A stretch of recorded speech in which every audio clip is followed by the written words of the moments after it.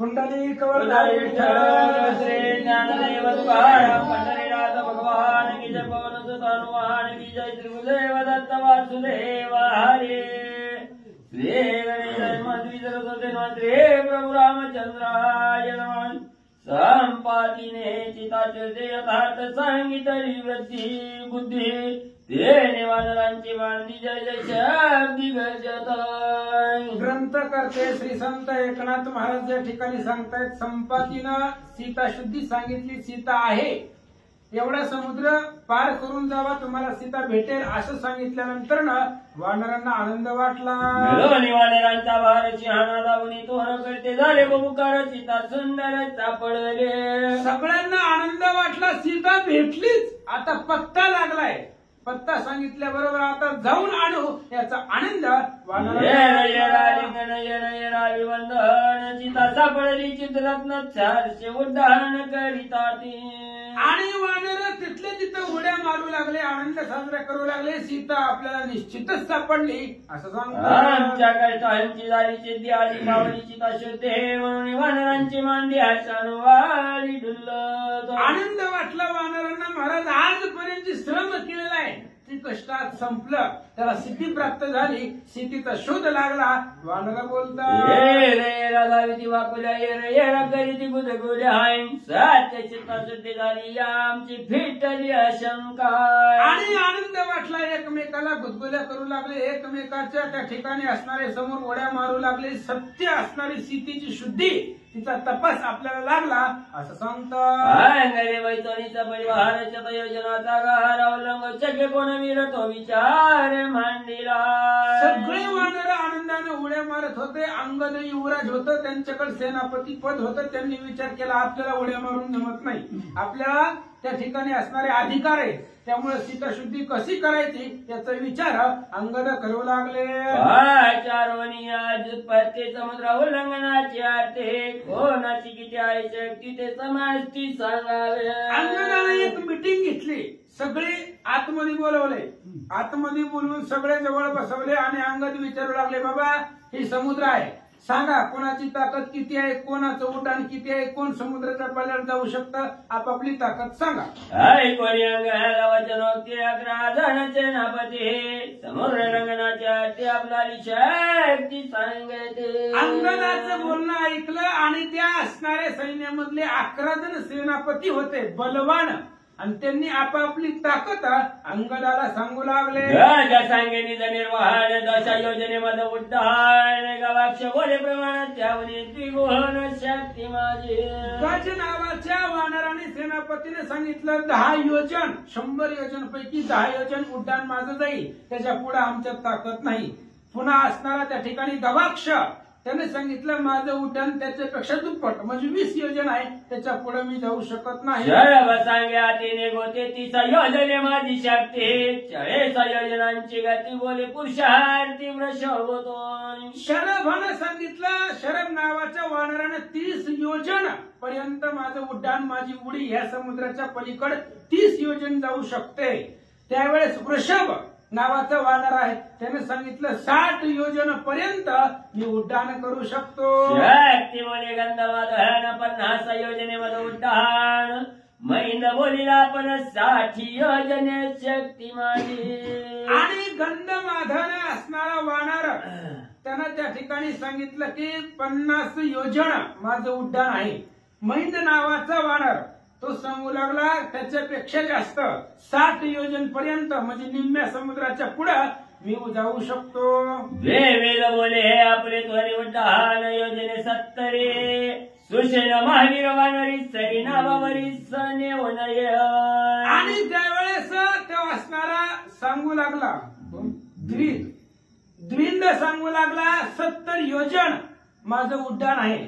सुशेन नावाचा वानर आहे तो आपल्या संग नाही ते पश्चिम दिशेला गेले पण तो सुद्धा 90 योजनच्या आतमध्ये त्याचं उड्डाण आहे। मला माहित आहे कोणाची किती ताकद आहे माझी 70 पर्यंत 70 योजन एवढा उडी माझी जाऊ शकते। सुशेनाच्या बरोबरीला माझं उड्डाण आहे असं द्विंद सांगू लागला। पिता सुशेन पश्चिम शोधा झालेला जाण त्याचे निनावे विराण त्याचे उड्डाण 4 विसा।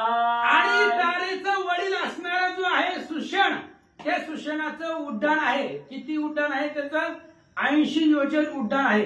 4 20 म्हणजे 20 चोक 80 ना. पण ती मारती होई हा 703 पुन्हा सांगावयाने पुरुषार्थ लज्जायमान जांबवंता मागची वाच त्यांना करू दे की. तारेचा पिता जो सुषेण पश्चिम शोधा झालेला जाणा त्याचे निनावे विरान त्याचे उड्डाण 4 त्याचं 20 नावचा सुशेन आहे. दोन आहेत सुशेन, एक वानर एक डॉक्टर. तारेचा पिता वेगळा हा ही सुशेन वेगळा. म्हणजे लक्षात येतं परत. तारेचा असणारा जो सुशे वडील आहे तो असणारा सुशेन तो पश्चिम दिशेला गेलाय. तो आपल्याकडे आपल्या पार्टीमध्ये तो नाही, तो तिकडच्या दिशेला गेलेला आहे. आणि त्यांच्यामध्ये मी एक सुशेन होता त्याच नावाचा आणि त्याचा असणारा 80 योजन बरोबर आहे ना. 80 योजन त्याचं असणारं उड्डाण समुद्राच्या मध्यभागी 80 योजन पल्याड जाऊ शकतं असं सांगू लागला. सांगावयाने पुरुषार्थ लज्जायमान जांबवंता चुकी न करवेची श्री रघुनाथ बळाचा घात वार्धक्य. आता एवढ्या जणांनी आपापली ताकद सांगितली. जांबुवंताला लाज वाटायला लागली. महाराज आपली ताकद काय सांगावं, आपण सगळ्यापेक्षा श्रेष्ठ आहे. आपण आजोबाच्या वयाचे आहेत ह्यांच्या आणि आपण आपली ताकद सांगताच येत नाही एवढी आपण होती. आणि रामचंद्राला आपल्याला सुखी करता येत नाही याची खंत जांबुवंताला वाटले. तारुण्यावस्था सते तैवानुनी सीता सते सुखे करीत श्री रघुपती गेली शक्ती वार्धक्य. आणि जांबुवंत सांगतायत मी जर तरुण असतो, मला जर त्या ठिकाणी तरुणपणा असता तर मी आत्ताच सीता जाऊन आणली असती. समुद्र माझ्या पुढे काय आहे, पण आता वार्धक्य आलंय, म्हातारपण आलंय, आता चालायला येत नाही, काठी टेकतोय नाही, त्या ठिकाणी ताकद अवसान, म्हणून मला रामाचं कार्य करता येत नाही अशी खंत करू लागला. माझे तारुण्य पुरुष हाता मला मी सांगेन आता करू नका उपासता समळ कथा वधारा. जांबुवंताने सांगितलं हे बघा माझ्या ताकद नाही म्हणून मला हसू नका, माझी ताकद ऐका.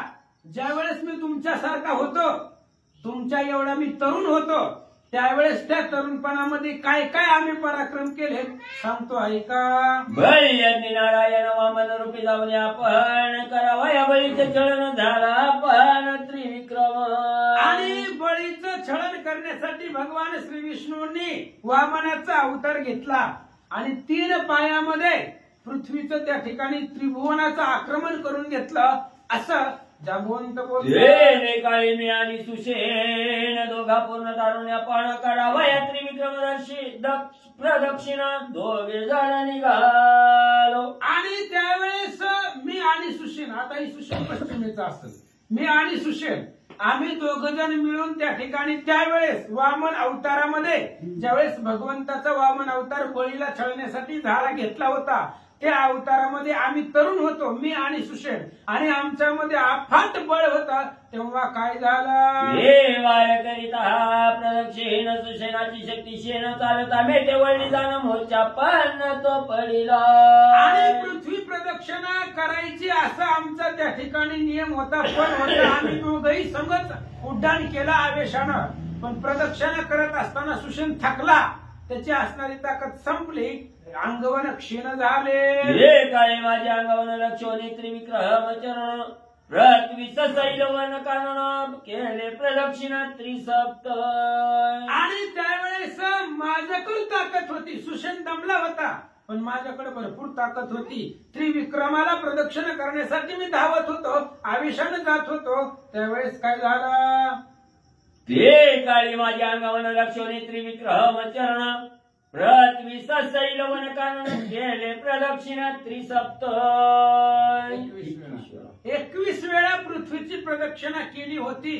गिरी कंदर वन कानन हे सगळं परिभ्रमण करून 21 वेळा पृथ्वीची प्रदक्षिणा मी माझ्या बळावरती केली. जांबुवंत सांगतात 21 वेळा उच्च श्वासी करणे पृथ्वी प्रदक्षिणेशी सवेची गेलो कैलासाची महिषाशी वंदवया. जांबुवंत सांगताय तुम्ही आता हसू नका, ताकद नाही म्हणून. ताकदच सांगायला लागलोय माझी. ऐका, तरुण होतो तेव्हा 21 वेळा एका श्वासामध्ये 21 वेळा पृथ्वी प्रदक्षिणा करून लगेचच कैलासाला महादेवाच्या दर्शनाला गेलो. वेगी जाऊनी कैलासाची वंदनी अमयच्याची बळपुत्राला स्वर्गीशी इंद्रालिकाची वदवया. आणि मी लगेचच असणारे पृथ्वी प्रदक्षिणा केली. थोडासा टाइम होता अजून माझ्यापाशी, म्हणून महादेवाच्या दर्शनाला कैलासाला गेलो. त्यावेळेस झालं असं होतं, बळ नावाचा दैत्य आणि त्याचा असणारा मुलगा, तो असणारा इंद्रादिक देवांचा घात करण्यासाठी स्वर्गावरती चालून आला. बळ दैत्य माझा पिता इंद्र वनिरावची ताई, त्याचा चुड घेईना आता करीन घात इंद्राच्या. आणि तो असणारा बळपुत्र, बळ नावाचा माझा पिता, माझे वडील ह्या इंद्रानं मारलंय. आणि माझ्या पित्याचा बदला घेण्यासाठी तो बळपुत्र इंद्राला मारण्यासाठी स्वर्गावरती आला. येणे लागे दैत्य सुद्धा मारावा या इंद्राच्या पर्वत उचलली त्या कोप्या चालीला. आणि त्या असणाऱ्या बळपुत्रानं मोठा पर्वत घेतला, सगळे देवांना मारतो म्हणून मोठा पर्वत त्यानं उचलला आणि देव लोकांच्या इंद्राच्या दिशेनं सोडला. येणे लागे दैत्य सुद्धा मारावा या इंद्राचे पर्वत उचलली त्या कोप्यात बोध चालीला. भरपूर राग आलेला होता त्या बळपुत्राला. त्यानं सगळी देव लोक मारावी म्हणून हातामध्ये मोठा पर्वत घेतला आणि इंद्राच्या दिशेनं धाव घेतले. इंद्रियानी झाले वज्र खाते वज्र जलोनी डावे हाते मग मारावा या इंद्राच्या कोप्यात बोध चालीला. आणि त्या असणाऱ्या बळपुत्रानं मोठा पर्वत घेतला, इंद्राच्या दिशेनं धावला. इंद्रानं वज्र सोडला, त्या बळपुत्रानं डाव्या हातात कॅच पकडलं, ती वज्र धरलं आणि तसाच पर्वत घेऊन इंद्राला मारायला निघाला. पुत्र महाबली पर्वत जलोनी करतळी करवया इंद्राची रांगोळी क्रोधानाळी चालीला. तो असणारा बळपुत्र बलवान होता, एका हातात पर्वत होता आणि एका हातात इंद्राचं वज्र होतं, कॅच पकडलं होतं, त्यानं सोडलं होतं मारायला. आणि पर्वत झेलीत तो इंद्राला मारायला निघाला. ताजे पणी गिरीवर स्वर्गी कापती तुरवर आहे तो म्या झेलीला तत्वर उडिया ती शीघ्र घातली. जांबवंत सांगतात, ऐका माझी तरुणपणामधली किती ताकद होती. त्या असणाऱ्या बळपुत्रानं पर्वत सोडला इंद्रावरती देवदेकांचा घात करायला. सगळे देव लोक घाबरले, पर्वत आला आता आपण गेलो. पण माझं महादेवाचं दर्शन झालं होतं म्हणून मी माघारी फिरलो. तो पर्वत येताना मी पाहिला आणि मी कॅच पकडत असताना माझ्या हातातनं निसटला. पर्वत जेलीला त्वरे करी तो निसटला तोही करी मग म्या धडीला जानवरी अमरपुरी वाचविली. आणि त्या बळपुत्रानं पर्वत सोडला, मी पर्वत कॅच पकडला. पण कधी कॅच बी सुटतय. माझ्या हातातनं सुटला तो पर्वत, निसटला दोन्ही हातातून. आणि तो पर्वत पडू नये म्हणून मी मांडीवरती झेलला आणि इंद्राची अमरपुरे मी वाचवले. पुत्राशी इंद्र केले त्याशी माझे बळवत कसावीची लगू लागवेची पळपाया. आणि पर्वत मांडीवरती झेलला, अमरपुरी वाचवली. तू लगेच बळपुत्र युद्धाला आला. माझी अफाट शक्ती होती, मी शक्तीनं त्या बळपुत्राबरोबर युद्ध केलं. माझी ताकद काही नाही, तो पळून गेला. पर्वत गाते भग्न चरण त्याने जिग्र करून उड्डाण बळपुत्राचा घेतला प्राण त्याने सुरबाण चुकावल्या. आणि माझ्या मांडीवरती पर्वत पडला, हातातून निसटला, मांडीवरती पडला. माझ्या मांडीला जखमा झाल्या तरी सुद्धा मी उड्डाण केलं. त्या बळपुत्राला पळवलं, तिथून मारलं, पळवून लावलं त्याला. त्याच्यामुळं सगळे देव लोक माझ्यावरती प्रसन्न झाले. पाचवणी भग्न चरण माझी वार्धाक्य शक्तीची नाही तरी समुद्री उड्डाण 90 योजने करीना. आणि पाय मोडला माझा त्या असणाऱ्या संग्रामामध्ये, युद्धामध्ये. पर्वत पडला मांडीवरती, पायाला इजा झाली, भग्न झालं ते. त्याच्यामुळं आणि आता म्हातारपण आलंय. किती दिवस आयुष्य, कवाय वामन अवतार कवाय. त्याच्यापासून तारुण्य होतं, राम अवतारामध्ये म्हातारा झालोय. ताकद नाही होती माझ्याकडे पण आता नाहीये म्हणून सीताशुद्धी मला उड्डाण करता येत नाही. जांबवंत बोलता हा बोलीला आपण समुद्र माझी उड्डाण 97 योजने करीन जाणं त्यावरी त्राण मजा नाही. 100 योजनचा समुद्र आहे. बाकीच्यांनी आपापली सांगितली 30, 40, 50, 60, 80. जांबुवंत म्हणले एवढी अवस्था असून सुद्धा 90 योजन पर्यंत म्हणजे उगाच समुद्राच्या पैल तिळाला चिटकायला जातोय. एवढं उड्डाण मी करण तेवढ्यामध्ये निळ विश्वकर्माचा मुलगा आहे नळ, आणि तो असणारा नळ सांगू लागला 97 योजन, फक्त 3च योजन कमी पल्यार राहिला. 97 योजन उड्डाण मी या समुद्रावर करू शकतो. नीळ बोलिला वचन यज्ञ उड्डाण शेत योजना करीन समुद्र उल्लंघन हे अंगवन पै माझी. आणि त्यावेळेस निळ नावाच्या वानराने सांगितलं आहे बघा, एकाच उडीमध्ये 100 योजन समुद्राच्या पलीकड जाऊ शकतोय. पलीकड त्या ठिकाणी जाईल, सीताशुद्धी करील. पण ऐका, वाली सुत राजकुमार अंगात जो कमावीराय समुद्र उल्लंघन प्रकार निजलेला रे सांगता. आणि 11 सेनापतींनी आपापली ताकद सांगितली. एवढ्या अंतरावरती आमची उडी जाऊ शकते. तेवढ्या वेळामध्ये सगळे असणाऱ्या वानरांचा सेनापती किष्किंधेचा युवराज अंगदानं आपली ताकद सांगायला सुरुवात केली. अंगदाची ताकद ऐका. योजनेचा अब्दी लंघन एक उड्डाणे करीन जाणार पुढे ती या वया लागी जाणार संदेह पण मती माझी. अंगदजी सांगतायत तुम्ही त्रास घेऊ नका, मी एकाच उडीमध्ये 100 योजन समुद्राच्या पलीकडे जाऊ शकतोय. आता एवढ्या एकाच उडीमध्ये एवढ्या लांब जाणं शक्य आहे, पण महागारी येण्याची गॅरंटी नाही. एवढ्या लांब जातोय पण येतोय का नाही माझ्या मलाच भरोसा नाहीये, असं अंगदाजी बोलतात. ते उड्डाणे उठा उठी जाईन समुद्र परत तेथे आली राक्षसासाठी युद्ध निधने ती होय नव्या. आणि एकाच उडीमध्ये 100 योजन समुद्र पार करून पुढे जाईल, समुद्राच्या पलीकडे लंकेमध्ये प्रवेश करील. पण उड्डाण करत असताना माझी ताकद क्षीण होईल. जर लंकेतून कोट्यावधी राक्षस आली तर त्यांच्या बरोबर मला युद्ध करता येणार नाही. माझ्या अंगी बाळपण नाही निवडली अंगवनाय तरी स्मरणी श्रीरामचरण सीता सारी क्षण मात्र. आणि अंगदजी सांगतायत मी तुमच्या सगळ्यापेक्षा लहान आहे. युवराज आहे तो लहान होता, त्याच्यामुळं अजून ताकद निवडली जाणार नाही, सांगता येणार नाही किती आहे. त्याच्यामुळं जाईन लंकेमध्ये रामनामाच्या प्रतापानं सीतेची शुद्धी करील, राक्षसांना मारील, असं अंगदजी बोलतात. करिता रामनामात मरण राक्षस बापुली ती कोण आहे काय बळी रावण सीतानी निमेषार्ध्य.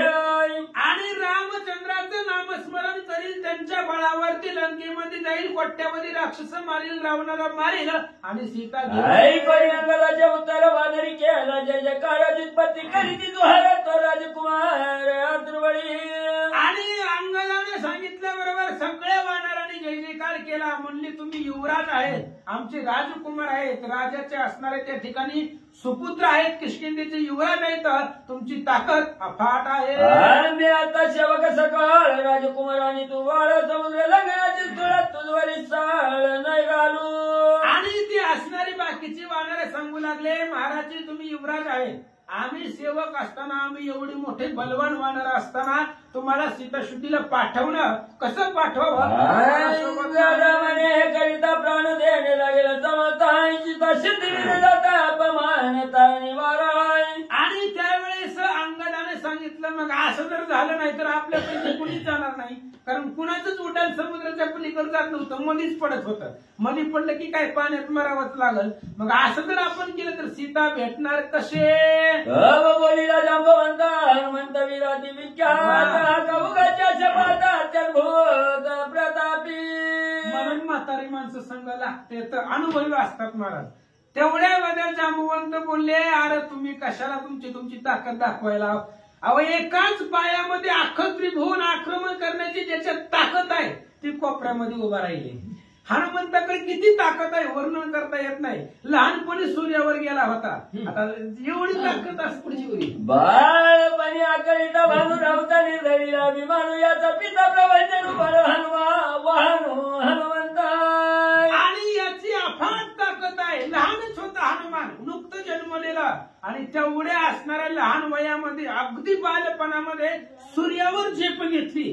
सूर्याला चिटकायला हनुमान गेले होते. लहानपणात एवढी ताकद आहे. मग आता तर तरुण आहे. आता तरी झालो टणका श्रीराम भजन या वंचक. याची गर्भी ब्रह्मचर्य कपिल त्याचा देखणार श्री रघुनंदन माता अंजनीनं देखील लग्न ब्रह्मचारी पूर्ण कपिराजय. आणि तो हनुमान पूर्ण ब्रह्मचारी आहे. त्याच्या असणाऱ्या गर्भामधून येत असताना गर्भ कासुटी आहे ती फक्त एका रामानं पाहिली. हनुमंताचं लग्न दर्शन त्याच्या आईला सुद्धा नाही. आईचे बोलत जांबवंत स्थाने ऐकला हनुमंत आईला मोठीने रोमांचित युक्त उठिलाय. आणि अशा पद्धतीने जांबुवंतानं सांगितल्याबरोबर हनुमंतानं शिफ्टी जमिनीवरती आदळले आणि जांबुवंताच्या सांगण्यावरनं उठले. योजने अतिरंगाला ते माझे पादक्रमण आहे तुम्हाची तंडे तो कोण सीताने आणि हनुमंताने सांगितलं तुम्ही आतापर्यंत जेवढ्या ताकदी सांगितल्या ना ती सगळे 100 योजन समुद्र माझं फक्त एकच पाऊल आहे. एकाच पावलामध्ये मी 100 योजन समुद्र पलीकडे जाऊन सीतेची शुद्धी घेऊन येतो. रावणा उपाती राक्षसाला ख्याती प्रताप्याने सीता सती श्री रघुपती चुकारतोय. आणि त्या रावणाला ताकद दाखवीन त्याला त्रास देईन त्याची उपहती करीन त्याचं सगळं शस्त्र सैन्य जाळील सीतेला घेऊन येईल. विचार तुम्हाशी सांगेन जने सुखी वय श्री रघुवीर तोय प्रकार मी करीनाय. आणि त्या लंकेमध्ये गेल्यानंतर अजून एक विचार माझ्या डोक्यामध्ये आहे की तुम्हाला सांगतो. ज्या मी कार्य केल्यानं रामाला सुद्धा आनंद होईल असं कार्य करील ऐका. आणि सीता कोप येईल श्री रघुनाथ तरी गांधी करण्यात सिद्धी जर गेलो सीतेला घेऊन आलो तर रामाला राग येईल. त्यामुळे फक्त रावणाला त्रास देईल आणि सीतेची शुद्धी घेऊन माघारी येतो.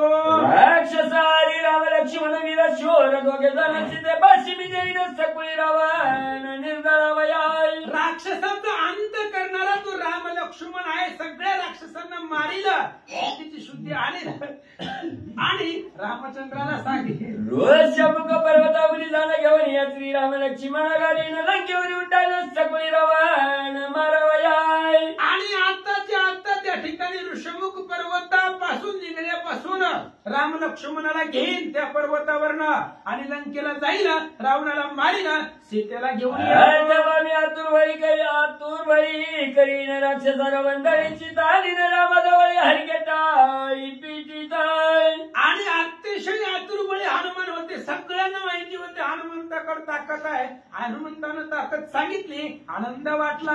सीतानीन रामापाशी का रामने सीतेपाशी अथवा सीत्यानीन तुम्हापाशी या कार्याची मी करता. हनुमंतानं सांगितलं 4-5 तुम्हाला माझं नियोजन असं आहे. एकतर सीतेला रामापाशी नेईन नाहीतर रामाला सीतेपाशी नेईन आणि दोन्ही बी नाही जमलं तर सीता कुठं आहे याचा शोध घेऊन तुमच्यापाशी येतो. लंकाद्वारी रणकल्लोळी केल्यानं शिरांची चंडुबाळी लंकेची करोडी वळी तरी मी बरे हनुमंतोय. लंकेमध्ये जाईल समुद्र पार करी लंकेत गेल्यावर एका राक्षसाच्या शिरांबरोबर त्याची मुंडकी उडविल आणि त्या शिरांचं क्रिकेट खेळील असा त्रास मी राक्षसांना देईन. सीता शुद्धी ते तव कीर्ती या लागी काय शिकून तकुंती सुखी राहिले समजती लंके प्रहती मी जातो. आणि हनुमंत सांगतात तुम्ही टेन्शनच घेऊ नका. सीता शुद्धी करणं त्याच्यासाठी एवढी तुम्ही त्या ठिकाणी तळमळ कशाला करतो. एकाच उडीमध्ये लंकेला जाऊन येतो. आईच्या बोलाने आपण समजता हाची घालून लोटांगण अंग देते दिल्या लिंगण घरची गगन अल्लाह. आणि अशा पद्धतीने हनुमंताने सांगितलं सगळ्यांना लोटांगण घातलं अंगदान हनुमंताला मिठी मारले. कपियारी कले समजता त्या हनुमंत बोलत माझा उड्डाण अंगावात सावया शकतात तुम्ही नावा. आणि सगळे वानराला हनुमान सांगू लागले बाबांनो मी जर उड्डाण केलं माझ्या उड्डाणापासून अंगापासून जो वारा निघेल तो वारा तुम्हाला सहन होणार नाही. माझे उड्डाणाच्या निघण्याच्या महेंद्र पृथ्वी माझी लाटे पर्वता शिखरेवती पीठे कडे कपाटे मुजतील. अरे मी जर उड्डाण करायला लागलो हनुमानजी बोलताय तर माझ्या अंगाच्या वाऱ्यापासून मेरू नावाचा पर्वत पृथ्वीमध्ये बुडून जाईल. पर्वताची शिखर झाड सगळे उडून पडतील एवढा वारा माझ्या अंगाचा आहे. उड्डाणाचा अंगावाचा पर्वतातून ध्वनी तळी पर्वत शिखरे प्राय उडत वृक्ष उपडत समोरी. अरे माझ्या उड्डाणाचा अंगापासून होणारा वारा त्या वाऱ्यानं मोठमोठाले पर्वत उडून समुद्रात पडतील. पडतील, पर्वताची शिखरं ढासळतील, मोठमोठाली झाडं उडून समुद्रामध्ये पृथ्वीवरती पडतील, पालापाचोळ्यासारखी झाडं आकाशात उडतील.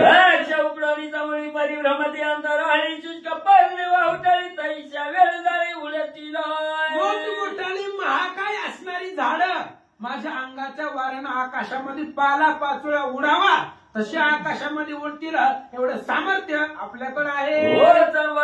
समुद्र जळ त्याने निमेल तिमेल ध्रुवमंडळ दिग्गज कापतीच्या चळाती तळमळ जलचरा.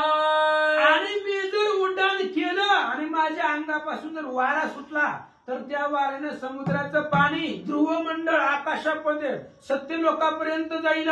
सगळे असणारे दिग्गज देवदानव गंधर्व थरथर कापतील. हनुमंत बोलतात माताच्या निघाल्या वैतती वेगांची दांतऱ्या समुद्र गडगड्यानं विचारल्या येतील चार काळी काळा. अंगाच्या वाऱ्यानं अंगापासून निर्माण झालेला वारा तो वाऱ्याला पाहून कळी काळाच्या अंगाला काटा फुटेल. कळी काळ सुद्धा थरथर थरथर कापाल. सगळे असणारे समुद्रात सुद्धा त्या ठिकाणी भयभीत होईल. हनुमान बोलतात नादाचा धाक मोठा उमा झोपेल निळकंठाई रमातापटी वैकुंठ वय संकटानी वारी. आणि उड्डाण केल्याबरोबर उड्डाणाचा वारा त्याच्यामध्ये आमची रामनामाचा भूतकार असं जर पराक्रम आम्ही केला तर असणारी पार्वती माता महादेवाला मिठी मारेल. ओढान काळाची दुधर चुरनर धाकती निशाचर त्याच्या तुम्ही गावाला कैसे धीर धराला. अरे बाबा मी जर उड्डाण केलं त्याचं वारं अख्ख्या ब्रह्मांडाला मूर्छित पाडेल एवढी ताकद आहे. तुम्ही तर वानर आहे, तुम्ही इथं कसं राहताल, तुम्ही सुद्धा उडून जाताल. काहीतरी नियोजन करा. या लागी तुम्ही वानर हात धरून पर्वत कळ सत्र तरीच प्राण उरतील. हनुमान सांगतायत मी निघालोय पण जाता जाता इशारा करून जातो जीव वाचवण्यासाठी. मी जर गेलो आणि माझ्या अंगापासून वारा सुटला तर एक बी वाचणार नाही वानर. त्यामुळे एकमेकाचे हात घट्ट धरा, मोठमोठाले पर्वत बघा आणि त्यांना मिठी मारून बसा. दक्षिणेच्या पर्वताकडे तुटणी पडती झरारे तो मिळावे उत्तरेकडे येऊन गाड्या सुनीन. आणि माझं उड्डाण दक्षिण दिशेला जाणार आहे. पुढं दक्षिणेचे जे पर्वत आहेत ते पर्वत तुटणार आहे. ते पर्वत तुटून समुद्रामध्ये पडतील. त्यामुळे तुम्ही उत्तर दिशेचे पर्वत बघा आणि त्याला कवटाळून बसा. श्रीरामाचा बाण त्याच्या करीन उड्डाण प्रथम कंदन भुवनी जाण मी करीना. जसा रामाचा बाण धनुष्यातून सुटावा वेगाने तो बाण जावा त्या पद्धतीने मी लंकेमध्ये जातो आणि राक्षसांना मारतो. इंद्रजिताची सळत किन रावणाचे बळ राक्षसांच्या विदळात सकाळ गांजीना. लंकेमध्ये गेल्यावर ते इंद्रजिताकडे किती ताकद आहे, कुंभकर्णाकडे किती आहे, रावणाकडे किती आहे, कुणाकडे किती आहे, सगळं सगळं सगळं मी लंकेमध्ये जाऊन पाहतो. आरती लावा. राक्षस दाताची त्याच्या मी करीन राशी मधून कुडवेची गाडीन चळेशी रावण. अरे ते असणाऱ्या राक्षसांच्या राशीच्या राशी त्या असणाऱ्या राक्षसांच्या शिरांचा ढिगारा लंकेमध्ये तयार करीला. रावणाला त्रास देईला एवढी ख्याती लंकेमध्ये जाऊन करेल. लंकेची घर धांडोळी जमीन लभे जन गबाळी लंका उडवणी समोरी रामा जवाळी आणि मी लंकेमध्ये गेलो मला जर लंकेत सीता दिसली नाही, संपत्तीने सांगितले लंकेत आहे, मला जर सीता दिसलीच नाही तर आखीच्या आखी लंका उपटून हातावरती घेईल आणि रामचंद्रापाशी येईल. एवढी ताकद हनुमंतराय सांगतात.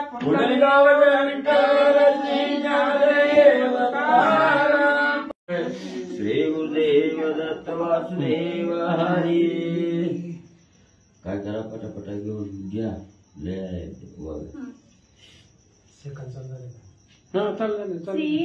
लोकाभिरामं रणरंगधीरं राजीव नेत्रं रघुवंशनाथं कारुण्यरूपं करुणाकरन्तं श्रीरामचन्द्रं शरणं प्रपद्ये.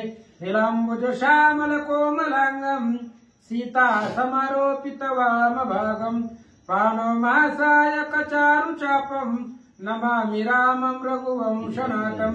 आता जैसायसी तैसिया नमो तुझ श्रीराम राया. तुझे कृपे रघुवर्य स्तुते वदवय सामर्थ्य कुंडली कवरधारी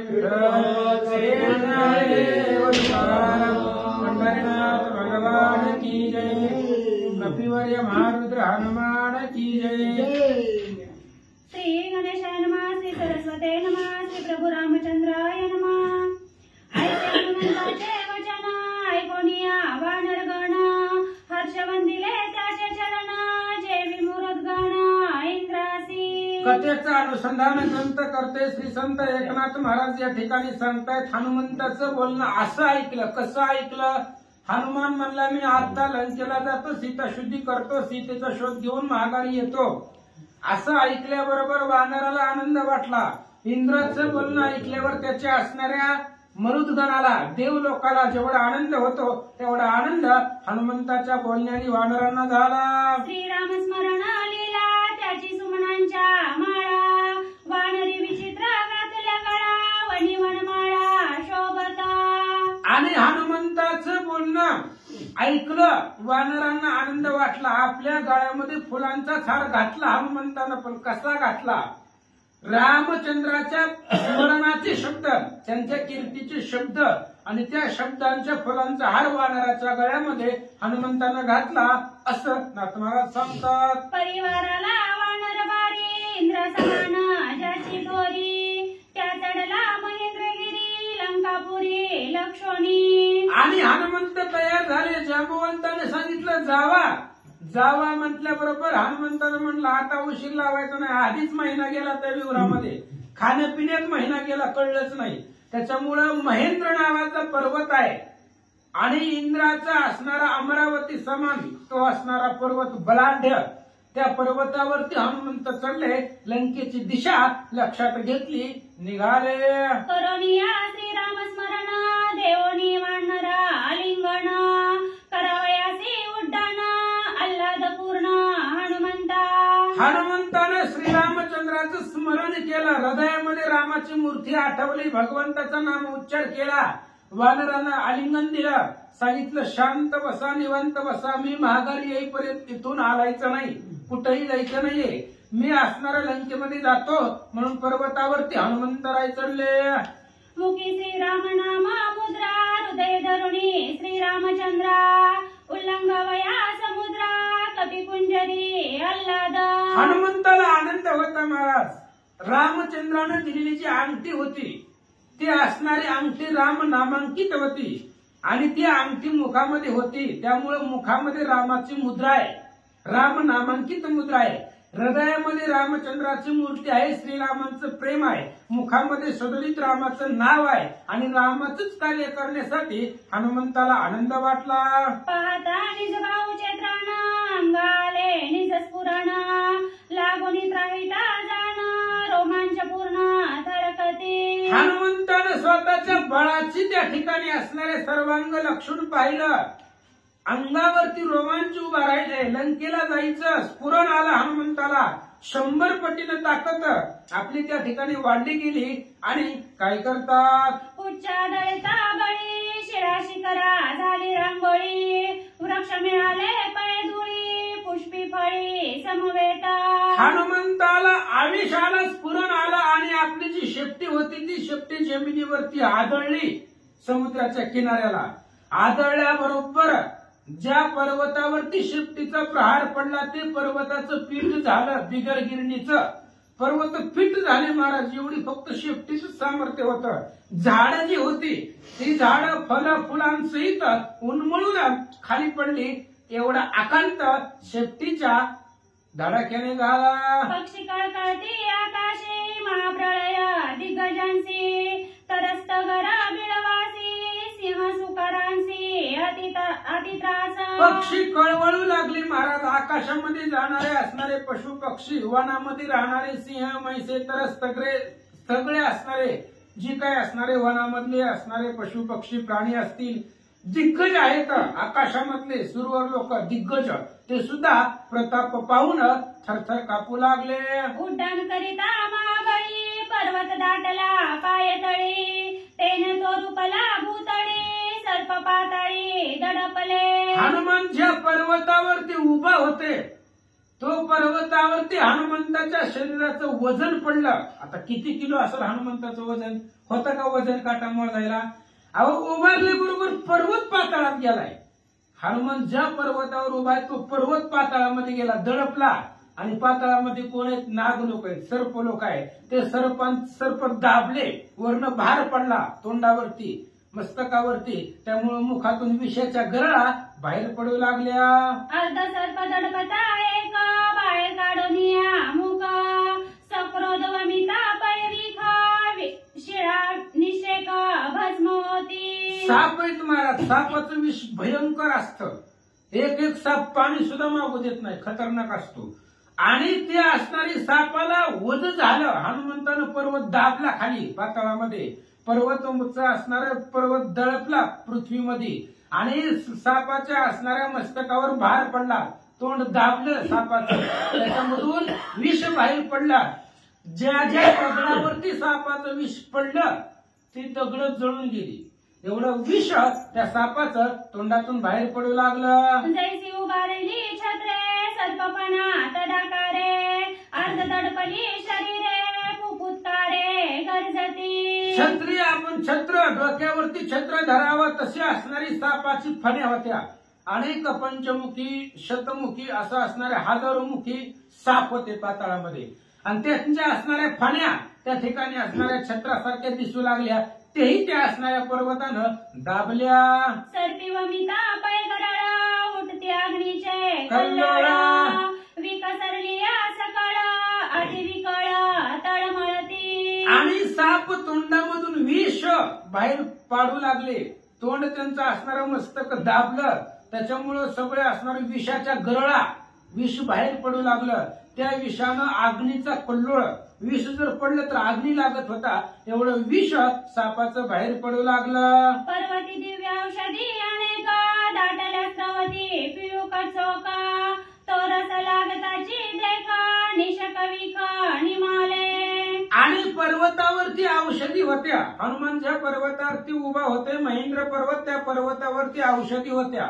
औषधी म्हणजे संजीवनी म्हणा. आणि हनुमंतानं पर्वत दाबला, त्या औषधीमधून रस निघाला, अमृत. आणि ते अमृत खाली पडलं. जिथं जिथं सापाचं विष होतं ते सगळे विष संपलं असं सांगतात. बारे दडपला पर्वतू श्वेतपीत रक्तधातू धारावरती पैस्त्रवतू तेने शोभातू गिरिराजा. आणि पर्वत शोभिवंत दिसू लागला. तो असणारा भारानं वजानं पर्वत दडपला, खाली दाबला गेला. त्या असणाऱ्या पर्वतावरती वेगवेगळ्या प्रकारच्या पिवळ्या, लाल अशा असणाऱ्या काही औषधी होत्या. त्याच्यामधून असणाऱ्या त्या औषधी बाहेर पडल्या. त्यामुळे तो पर्वत शोभिवंत दिसू लागला. वामन झाला त्रिविक्रम तैसा वाढला तो वानरोत्तम द्रढ धरिला क्रम पराक्रम स्वामी कार्या. रामचंद्राचा कार्य करण्यासाठी पराक्रम दाखवायचा म्हणून हनुमान वाढला, अफाट वाढला महाराज. आणि वाढल्यामुळे वामन अवतार, भगवंतानी वामनांचा अवतार घेतला बळीला छळण्यासाठी. 3 पावलामध्ये पृथ्वी आक्रमण करायची होती, एकाच पावलात आटवून टाकली होती. मग दुसरा पाऊल कुठे ठेवायचा? जसं भगवंताने वेश धारण केला होता तसाच वेश, तेवढंच असणारं आपलं शरीर हनुमंतानं वाढवलं. पर्वणी वाढे जेवी समुद्र तैसा वाढीला कपिंद्र तेने दशकला काळाग्निरुद्र तैसा ऐसा भ्यासुर भासत. आणि हनुमंतानं वाढला महाराज. वाढता वाढता वाढे भेदिले शून्य मंडळा. अफाट वाढला. समुद्र वाढावा पर्वणीच्या काळामध्ये, तशा पद्धतीने त्या ठिकाणी हनुमंत वाढले. विक्राळ भीमरूप हनुमंतानं धारण केलं. कळी काळाच्या अंगावरती शहारे आले, एवढं स्वरूप हनुमंताचं दिसू लागलं. समुद्र लंघन पाहू आले ब्रह्मादिक सुरवर दाटले अनेक सिद्ध गुवाका गंधर्व. आणि समुद्र उल्लंघन हनुमान कसा करणार आहे ते असणाऱ्या पाहण्यासाठी सगळे त्या ठिकाणी देवलोक, गण, गंधर्व, यक्ष, किन्नर, सुर, असुर, दानव, मानव सगळे हनुमंताचा प्रताप समुद्रावरून कसं पलीकडे जातोय ते पाहण्यासाठी आले म्हणतात. नाना परीच्या विमान पंक्ती नदी दाटल्या नेनो किती कैसा कैसा उडेल मारुती पावया समजता आल्हाद. आणि हनुमंताचा प्रताप आहे तो कसं समुद्रावरून उडून जातोय, समुद्राचं आक्रमण तो कसा करतोय, कसं कसं त्या ठिकाणी समुद्रावर उड्डाण करेल, ते सगळं पाहण्यासाठी आनंद होता. देव लोकांना आपापली विमानं घेऊन समुद्राच्या वरती आले. उमा रमा आणि सावित्री पाहू आल्या नवही नारी, समुद्रा माझी वानरी कैसे परी उडी जेला. मग उमा आहे, उमा म्हणजे भगवान शंकराची पत्नी, रमा आहे भगवान श्री विष्णूची पत्नी, आणि सावित्री ब्रह्मदेवाची पत्नी, तिघी बी आल्या. बघू म्हणले हनुमंत कसं समुद्रावरून उड्डाण करतोय. त्या तिघी समवेत नवही असणाऱ्या पतिव्रता सती तो पराक्रम पाहण्यासाठी आल्या. म्हणतात सुमुष्टी बाहू धरोणी पुढा वळणी पुढच्याचा आकडा, बळे उडता पैमाकडा पडिला तडा गिरी तटी. आणि हनुमंतानं आपली मूठ आवळली, शेपटीचा आकोडा त्या ठिकाणी टाकला गेला आणि त्या असणाऱ्या पर्वतावरती वजन हनुमंतानं टाकलं. उड्डाण करत असताना ते असणाऱ्या पर्वत दाबला गेला. कडे खचले सागरी शिखरे उडाली अंबरे. अंबरी, समूळ वृक्ष वारे निकरी गगनांतरी परिभ्रमत. हनुमंतानं त्या महेंद्र पर्वतावरून उड्डाण केलं. त्यावेळेस जी पर्वताचे कडे होते ते कडे समुद्रामध्ये ढासळले. पर्वताचे जे शिखर होते ते शिखर सुद्धा उडून आकाशामध्ये फिरू लागले.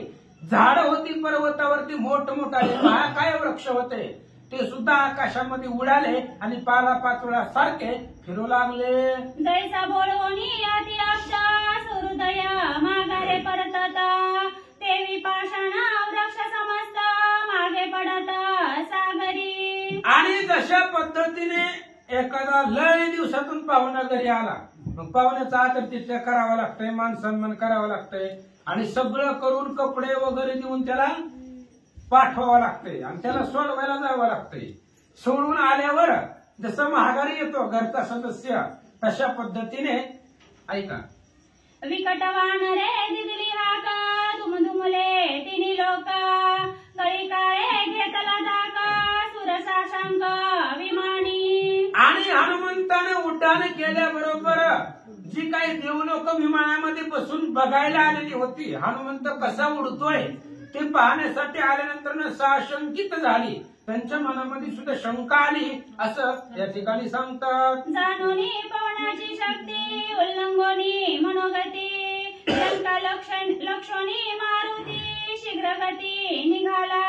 आणि पवनाची गती होती महाराज, वाऱ्याचा जसा वेग आहे ती जाणलं हनुमंतानं. आणि लहानपणाचा पराक्रम आहे. ज्यावेळेस सूर्यावर झेप घेतली होती त्यावेळेस वाऱ्यानं पकडायचा प्रयत्न केला होता, मग लहानपणी वाऱ्याला सापडला नाही, म्हणजे वाऱ्याला सुद्धा मागं टाकून त्याच्या पुढचा वेग हनुमंतानं पकडला. लंकेला लक्ष्य केलं आणि लंकेमध्ये जाण्यासाठी वेगानं हनुमंतानं उड्डाण केलं. वेगे उडता वानर क्षोभे खवळला सागर, तेने बुलले जलचर एर एर झोंबती. आणि हनुमंताचं उड्डाण वेगानं निघालं महाराज. त्याच्यापासून वारा एवढा निर्माण झाला, पवन, समुद्राचं पाणी उसळलं, पाण्यामध्ये जलचर होते, ते जलचर सुद्धा डगमगली, त्यांनाही जीव मात्राला आकांत वाटला.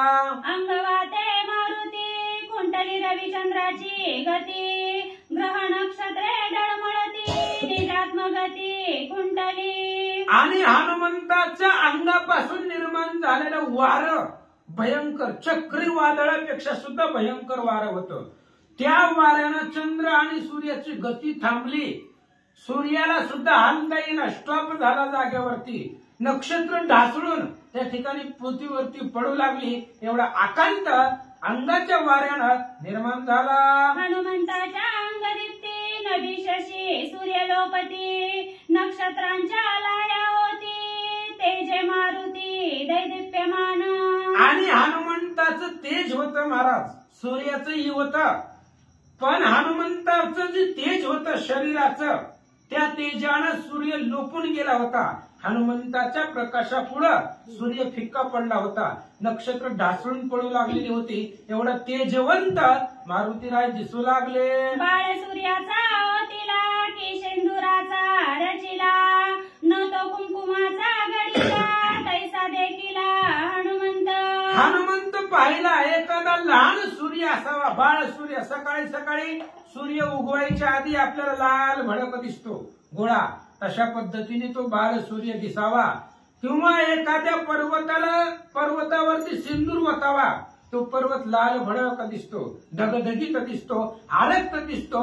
तसे हनुमंत दिसू लागले. हनुमंताच्या अंगप्रभा नभत्व लोपत आहे नभा, दिव्य तेजाचा निज गाभा, तैसी शोभा शोभत. हनुमंताच्या अंगाच्या उजेडानं आकाश सुद्धा लोपून गेलं. आकाशामध्ये सुद्धा हनुमंताचं तेज त्या ठिकाणी मावाना गेलं. अत्याद्भुत उद्भट असणारं तेज हनुमंताच्या शरीराचं दिसू लागलं. जैसा रामबाण नभात तैसा हनुमंत असे जात, साधवया स्वामी कार्यात त्वरावीत मारुती. हनुमंतराय वेगानं निघालेत महाराज, नॉन स्टॉप सुपरफास्ट निघाले होते, थांबायचंच नाही. आणि आता आकाशातून असल्यामुळे गतिरोधक वगैरे काय नव्हते, सनाट निघाले. जसा आकाशामध्ये हनुमंत रामचंद्राचा बाण असावा, बाण किती वेगाने जातो त्या पद्धतीने हनुमंत सुपरफास्ट लंकेच्या दिशेने समुद्रावरून निघाले. जैसे तप्तचा मी करा तैसा जातासे वानरा, विश्रांती द्यावया सत्वरा, सांगे सागर मैनंद्री. आणि हनुमंतराय वेगाने निघावा, तत्त आगीचा गोळा असावा, तशा पद्धतीने हनुमंतरायाचं तेज होतं. आणि समुद्रावरून निघाले. समुद्रानं बघितलं हनुमान चाललाय, राम भक्त चाललाय. मग लगेच समुद्रानं ऑर्डर केली, मैनाक नावाचा पर्वत, आणि त्या पर्वताला सांगितलं राम भक्त चालले, त्यांना बसायला, त्यांना विश्रांतीसाठी तुम्ही जरा पाण्याच्या बाहेर निघा आणि हनुमंताला बसण्यासाठी थोड्या वेळ त्यांना विश्रांती द्या. असं पर्वताला समुद्र बोलतो. मी सागराचा स्थापित सूर्यवंशाचा नित्यांकित, तोरेने जातासे हनुमंत रामकार्यार्थ सदावया. आणि समुद्र सांगतोय ह्या ज्या कार्यासाठी हनुमान चाललाय तो राम सूर्यवंशातला आहे. आणि माझी जी इथं स्थापना केली ती सूर्यवंशातल्या सगळ राजानं केलेली आहे, म्हणून त्याला सागर म्हणताय. आणि त्या असणाऱ्या सूर्यवंशातल्या राजानंच माझी स्थापना केली, त्या सूर्यवंशातले आपले उपकार आहेत. त्याच्यासाठी राम कार्याला हातभार म्हणून तुम्ही पर्वत पाण्याच्या बाहेर निघा आणि हनुमंताला बसायला विश्रांती द्या, असं मैनाकाला समुद्र बोलतो. मज पूज्यता सूर्यवंशी साह्य व्हावे हनुमंतासी, विसावा द्यावया वानरासी, अति त्वरेसी भागाला. आणि समुद्र मैनाकाला सांगू लागला सूर्यवंशामध्ये रामचंद्राला, रामकार्याला, हनुमंताला साह्य म्हणून तुम्ही हनुमंताला विश्रांती द्या. 100 योजन समुद्र उल्लंघन एवढं काय सोपं नाहीये, खूप अंतर आहे. आणि जर हनुमंतरायाचा दम भरला तर पाण्यामध्ये पडू शकते. त्याच्यामुळं त्यांना विश्रांतीसाठी म्हणून तुम्ही पाण्याच्या बाहेर निघा, असं समुद्र बोलू लागला. या लागी तुवा मैनंद्री, वेगी निघावे जडा बाहेरी, सन्मुख निघोनी जड करी, कपिंद्रा करी विश्रांती. म्हणून त्या ठिकाणी समुद्र सांगतो मैनंद्रीला तुम्ही पाण्याच्या बाहेर निघा आणि हनुमंताला विश्रांती द्या. त्यांना बसण्यासाठी हनुमंताच्या मार्गामध्ये जावा. पर्वत मधोमध दिसल्यानंतर हनुमंत विश्रांती करतील असा अंदाज समुद्राने लावला. हनुमान जातो त्वरे करी, विलंब होता जाईल दुरी, इतके माझे प्राधान्य करी, देई वानरा विश्रांती. समुद्र सांगू लागला राम भक्त आहे, वेगानं निघालाय, त्यामुळं आपल्या दरवाजातून जात असताना त्याचं स्वागत करणं आपलं कर्तव्य आहे. त्यामुळे एवढी एक माझी विनंती आहे. समुद्र सांगतो मैनंद्रीला, आम्ही तुम्हाला काय मागितलं नाही, काही गरज बी नाही मागायची, पण आज तो हनुमान निघालाय. जर तू वेळ लावला तर हनुमान वेगानं निघून जाईल, त्यामुळं त्याला थांबव आणि बसण्यासाठी विश्रांती दे, असं समुद्र बोलतो. विश्रांती दिली या वानरी, सेवा उक्तिष्टे श्रीरामचंद्री, पुढील मार्ग लंकापुरी, क्षणामाधारी पावेला. आणि हनुमंताला जर थोड्या वेळ विश्रांती दिली, तुम्ही पर्वतांनी तुम्ही जावा, तुम्ही पाण्याच्या बाहेर निघा, हनुमंताला विश्रांती भेटली, थोडासा विसावा भेटला. मग पुढचं जे अंतर आहे आता निम्म्यापर्यंत आले असतील, पुढचं जे अंतर आहे ती क्षणामध्ये हनुमान पार करतील. पण कधी जो आतापर्यंत निम्म्यामध्ये आलेला जो थकवा आहे तो थकवा त्यांचा घालवा, त्यांना विश्रांती द्या, राहिलेलं अंतर क्षणात पार करतील असं समुद्र बोलतो. ऐके मैनंद्री गिरिनाथा विश्रांती दिली हनुमंता, सुख संतोष श्री रघुनाथा हे कार्य सर्वदा तुवा कीजे. ऐका ऐका मैनांद्री ऐका, तुम्ही जर रामभक्ताला विश्रांती दिली तर अफाट सुख भेटणार आहे. कारण रामभक्ताचे पाय तुमच्या पर्वताला लागतील, तुमचा उद्धार होईल, कल्याण होईल, शांती मिळेल, सुख मिळेल. याच्यासाठी हनुमंताला विश्रांती द्या. ऐसे सांगता सागर उल्हासे वाढला गिरीवर, सुस्वाद फळे अरुवार निर्मळ नीर कपिपूजा. लगेचच हनुमंताची सेवा म्हणून समुद्राने सांगितल्याबरोबर पर्वत पाण्याच्या बाहेर आला. पर्वत येतो, त्या पर्वतावरती सुंदर अशा प्रकारची झाडं होती, पर्वतावरती सुस्वाद असणारी देणारी फळं होती, फुलं होती, सुंदर सुंदर झाडं होती, विश्रांती होती, सावली होती. अशा पद्धतीने समुद्र पर्वत बाहेर आला. विश्रांती स्थळ अति प्रबळ मंद सुगंध मलाय नीळ, पंचम पूजती कोकिळ क्षणात करे आली कुळे. आणि हनुमंताची पूजा, त्यांना त्या ठिकाणी बसण्यासाठी, त्यांची पूजा करण्यासाठी तो असणारा समुद्र, सुंदर अशा प्रकारचं पाणी, मंद असणारा वारा, अशा पद्धतीने विश्रांती हनुमंताला देण्यासाठी पाण्याच्या बाहेर आला. मागील जाऊनी सकळ श्रम पुढे विश्रांती पावे परम, ऐसा साधिला रम वानरोत्तम विश्रांती. आणि ते असणाऱ्या पर्वतानं एवढं कार्य साधलं, एवढं सुंदर असणारा पर्वत, त्याच्यावरती सुंदर अशा प्रकारचं रम्य मनोहर मनाला प्रसन्न करणारं पाठीमागून आलेला जी वेग आहे, त्या वेगाने जे हनुमंताला आळस आलेला असेल, कंटाळा आलेला असेल, श्रम झालेला असेल, तो श्रम जावा आणि पुढचं अंतर क्षणामध्ये पार करावा, यासाठी पर्वत बाहेर आला. ऐसिया राम कैवाडे हनुमंताच्या मार्गा पुढे, गिरी वाढला वाडे कोडे विश्रांतीचे साडे कपिंद्रा. अशा पद्धतीने त्या ठिकाणी हनुमंताला विश्रांती द्यावी म्हणून त्या ठिकाणी हनुमंताच्या माग पुढं तो पर्वत करू लागला पाण्यामध्ये, आणि गिरी पर्वत पाण्याच्या बाहेर वाढू लागला. वाढला दे कोणी पर्वत उंच उडाला हनुमंत, गिरी वाढला मार्ग रोधित त्याउणी हनुमंत उंचावला. हनुमान निघालेत महाराज समुद्रावरून, आणि जात असताना पाण्यातून पर्वत बाहेर आला.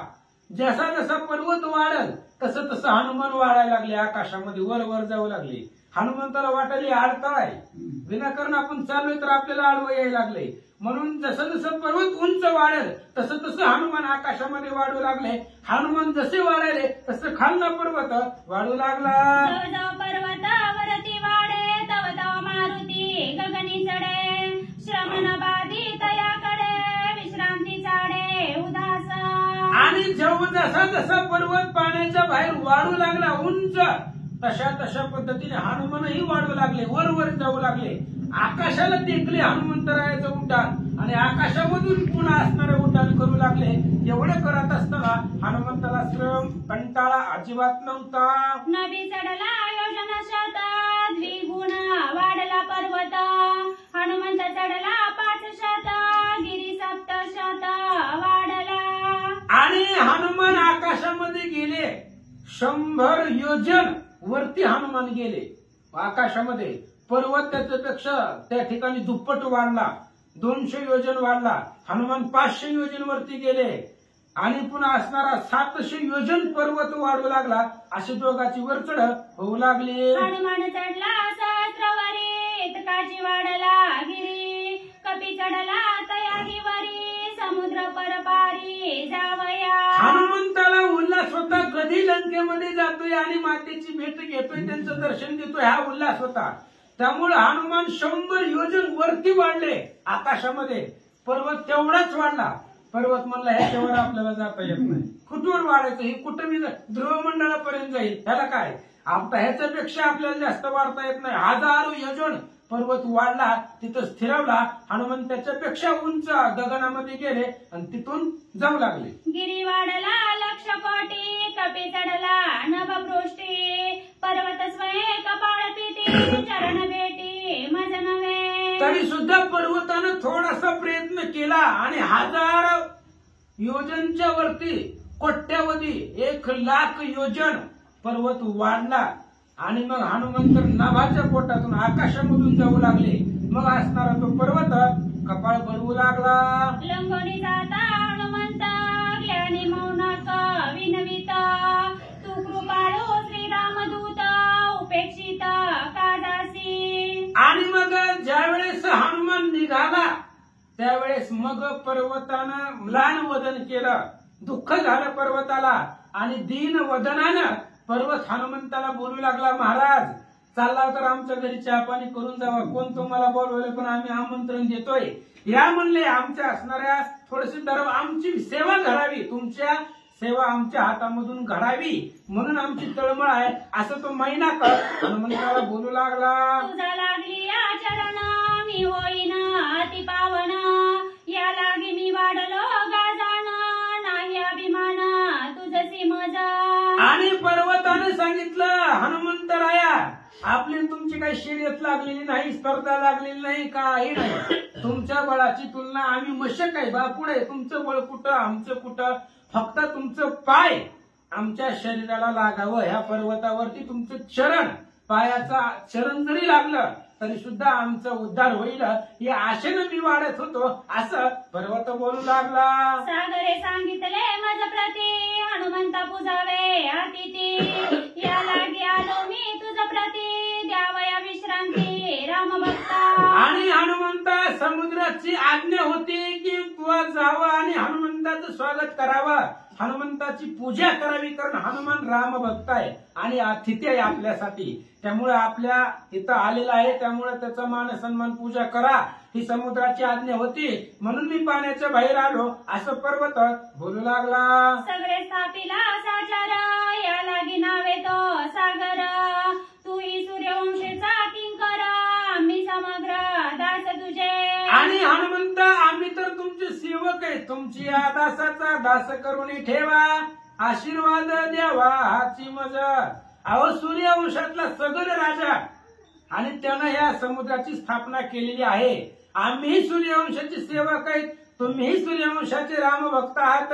म्हणून तुमची पूजा करण्यासाठी आमची सेवा ऐका घ्या. तुझ्या पित्याचा स्थापित मी वसत आहे समुद्रात, तोही अवधारी वृत्तांत, उपेक्षित जाऊ नको. आणि पर्वत सांगू लागला, समुद्राची स्थापना कोणी केली आहे? त्या असणाऱ्या सगर राजाने केली. पण पर्वत सांगू लागला, माझी स्थापना तुमच्या पप्पाने केली, वडिलांनी माझी स्थापना केली. कशी केली सांगतो ऐका. पूर्वी पर्वत पक्षधर, उड्डाणे घेती अति दुर्धर, पुरे पट्टाने करीती चूर, नगरे नगर भंगिती. आणि पर्वत सांगू लागला, हनुमंतराया सांगतो तुमच्या वडिलांचे उपकार आमच्यावरती कसे आहे. पूर्वी पर्वताला पंख होते आणि पर्वत उडत होते आकाशामध्ये. पर्वत उडत असल्यामुळं एक एक पर्वत गावाचा भुकणं करीत होतं महाराज. पर्वत जर घरावर पडला तर घर राहील का? भुकणं होत होतं. सगळ्या असणाऱ्या शहराचं, वस्तीचं त्या ठिकाणी नुकसान वाटोळ होऊ लागलं. तेव्हा काय झालं? इंद्रे घेऊन या वज्र, गिरी पक्ष छेदिले समग्र, माझे छेदवया दुर्धर, वज्रधर चालिला. आणि इंद्राने विचार केला, ह्यांना पंख दिले पण नुकसान व्हायला लागलं पृथ्वीचं. हे उडायला लागले महाराज पर्वत, कुठेही जाऊ लागले. पर्वताला जागा सोडायची नसते पण उडायला लागले. पंख दिले म्हणून फिरायला लागले, कुठं बी दुसऱ्याचं वाटोळं करीत. इंद्र आला आणि इंद्रानं त्या पर्वताचे सगळे पंख कापून टाकायला सुरुवात केली. तो इंद्र माझ्याकडेही आला होता पण काय झालं? मज होता पलायमान, साह्य झाला तुझा पिता पवन, समुद्री आला गा घेऊन, तेने हा प्राण वाचला. आणि मलाही माझे पंख मलाही मारण्यासाठी तो इंद्र आला होता वज्र घेऊन. आणि मी इंद्राच्या भीतीनं पळू लागलो. पळत पळत असताना तुमचे वडील वारा त्या वाऱ्यानं मला मदत केली आणि वाऱ्याच्या साह्यानं मी या समुद्रामध्ये आलो म्हणून माझा प्राण वाचला. असे तुमचे वडिलांचे उपकार आमच्यावरती आहेत. पर्वत सांगू लागला, तुझ्या पित्याचा स्थापित समुद्र माझी होत गुप्त. येता दे कोणी हनुमंत विश्रांती हेतू वाढिलो. आणि पर्वत सांगू लागला, हनुमंता तुमच्या वडिलांनी माझा प्राण वाचवला. तुमच्या वडिलांनी या समुद्रामध्ये आणून ठेवलं म्हणून माझं जीवन वाचलं. मी पाण्यामध्येच होतो, पाण्याच्या बाहेर कधीच निघालो नाही. आज तुम्हीच आलात. ज्याचे उपकार माझ्यावरती आहे त्यांचा मुलगा इथून चालला हे पाहिल्यानंतर मी पाण्याच्या बाहेर तुमची सेवा करायला आलो. पर्वत सांगू लागला, ऐकोनी मैनंदीच्या वृत्तांता कृपेने सांगे निज कार्यथा. शोधावया श्रीरामकांता ती शीघ्रता मी जातो. आणि त्या असणाऱ्या मैनांद्रीचं सगळं बोलणं ऐकलं. हनुमंतानं ऐकून घेतलं. हनुमंतानं सांगितलं, हे बघ तुला जे काय आदर सन्मान आहे ते येताना, आता जाताना नको, कारण मी वेगाने चाललोय. मला सीतेची शुद्धी करायची आहे. सीता शुद्धी केल्याशिवाय मला कुठल्याच प्रकारचं सुख समाधान भेटणार नाही. त्यामुळं मी वेगाने निघालो. हनुमान सांगतात, आधी असावी विश्रमता मग घ्यावी विश्रांतता. नामस्मरणे श्री रघुनाथा श्रमावस्था मज नाही. आणि आधी विश्राम, अंत करणारा समाधान विश्राम असावं, मग विश्रांती शरीराला असावी. पण माझं कसं आहे, मला रामनामाचं स्मरण केलं आळसच येत नाही. मला भगवंताचं भजन आठवलं, मुखामध्ये रामाचं नाव घेतलं की मला कंटाळा श्रम येतच नाही असं हनुमान बोलतात. ज्यासी नाही नामी विश्वास त्यासी बाधी श्रम शोकाचा. श्रीरामाचा निज दासा श्रमाचा लेश मज नाही. अरे रामावरती विश्वास पाहिजे, रामनामावरती विश्वास पाहिजे. ज्याचा रामनामावरती विश्वास नाही त्याला त्रास होतो, त्याला कंटाळा येतो, त्याला आळस येतो, त्याला दुःख होतं. कोणाला? ज्याचा विश्वास रामनामावरती नाही. आणि ज्याचा रामनामावरती विश्वास आहे म्हणून अनुसरुणी बाणासी आला नंदी ग्रामासी जे ते भरतासी निवास. एवढं नको बोलाय, पुढे आपल्याला ऐकायला भेटत. मोठी मोठी थोडं लोक येतील हे सांगायला, एवढंच सांगायला. आणि असं असणारा नामावरती विश्वास, नामावरती अनुसरण केलं होतं हनुमंतानं. अनुसरुणी बाणासी, शब्द बाणासीच आहे पण त्या बाणावर रामनाम होतं. तसं ज्याला ज्याला नामावरती विश्वास आहे त्याला श्रम आळस कंटाळा बाधत नाही. हनुमान बोलतात, ऐकोनी हनुमंताचे वचन मैनंद्रीस आले रुदन. भाग्य अभागी मी परिपूर्ण हनुमंत चरण अप्रायी. हनुमंताचं बोलणं ऐकल्याबरोबर पर्वत रडू लागला. महाराज रामाचा भक्त आहे आणि आपल्या दारातून चाललाय पण आपल्याला सेवा करता येत नाही. हरिभक्ताची पाय आपल्या घराला लागत नाहीत, आपल्याकडं आपला उद्धार होणार नाही याचं दुःख पर्वताला वाटलं, रडू लागला. पर्वताचा खेद देखोन हनुमंत बोलला वचन. तुझे न घे फळ मूळ जीवन अंगुली स्पर्शन तुझ न करी. आणि त्यावेळेस हनुमंतानं पर्वताची सप्रेम बोली. त्याने हनुमंताची कृपा आली. हनुमंताला कृपा आली कारण हनुमान साधू आहे, संत आहे. साधू संताला कृपा येत असते दीनजनाची. पर्वताची कृपा आली. हनुमंतानं सांगितलं, हे बघ म्हणले तुझे मला कुठल्याच प्रकारची भोग उपचार नकोय, फक्त पायाचा अंगठा तुझ्या असणाऱ्या पर्वतावरती टेकवतो, तेवढंच तुझी काही सेवा मानून घे. ऐका, पर्वत म्हणे हनुमंता कृपेने हात ठेवी नाता. इतके न मी सनातता आणि सर्वता मागे ना. पर्वत सांगू लागला हनुमंताला, महाराज फक्त कृपाहस्त ठेवा. संताचे पाय किंवा हात जर लागलं किंवा संताला आलिंगन दिलं की त्याला असणारं शरीर पावन होतं. आणि त्याच्यामुळं तुम्ही पाय ठेवला, हात ठेवला तरी सुद्धा आमचं कल्याणच होईल असं पर्वत सांगू लागला. तव इंद्र म्हणे मैनंद्री झालासी हनुमंता सहकारी. तुझ मी सर्वता न मारी समुद्र बाहेरी सुचरे. आणि इंद्राने सांगितलं होतं त्या पर्वताला मारायला होता तेव्हा इंद्राने सांगितलं, आता हे बघ राम भक्ताची सेवा केली, सेवा जरी नाही केली, सेवा करण्याची भावना दाखवली तरी पाण्याच्या बाहेर आल्यानंतर मी तुम्हाला मारणार नाही. या महाराज गायकवाड महाराज घातला कसं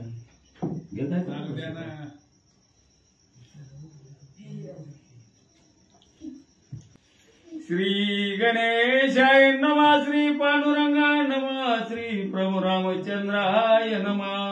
मग हनुमंते तये वेळी पर्वती ठेविली आंघोळी, बाहेर भारे बैसला समुद्र तळी, झाला पाताळी आकार.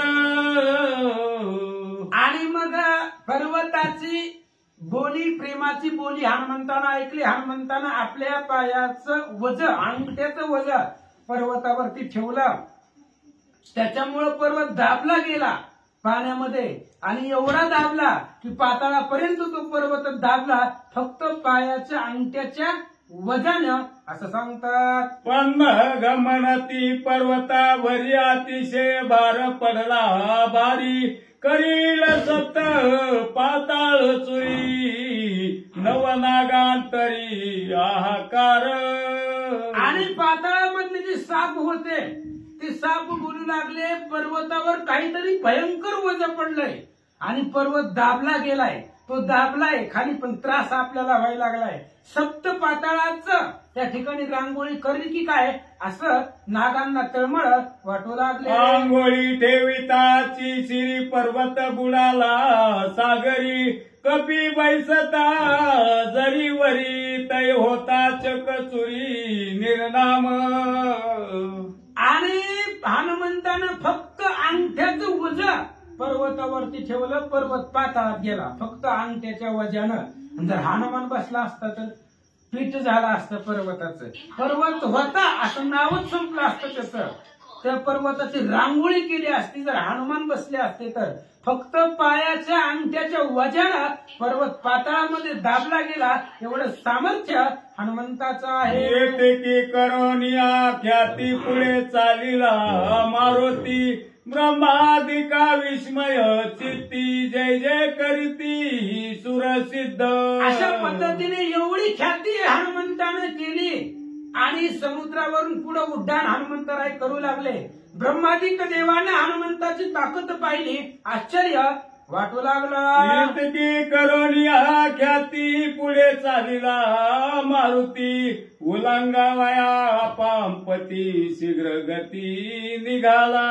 एवढी ख्याती केली. पहिलं ही पर्वताचं जे काय असणार संकट आहे किंवा पर्वताचं जे काय मान सन्मान राखायचं म्हणून केलेलं हनुमंतानं समुद्रातलं प्रथम चरित्र एवढं केलं. आणि पुढे सीताशुद्धीसाठी हनुमंत उड्डाण करतात. देवदानव अवघे जण ते हनुमंताचा मार्ग रोधून, करावया चालिले विघ्न तेही कथन अवधार. आणि आता देवलोक महाराज, देवलोकांनी ठरवलं बघू हनुमंताची ताकद किती आहे. काही गरज होती का? चाललाय कोणासाठी? त्याचा संसार होता का लंकेमध्ये? देवलोकांची बांधवडी सोडायला चालला होता हनुमान. आणि देवलोक म्हणजे बघूच कसा जातय. ही आपलीच आपल्याला अडचण करत असतात महाराज.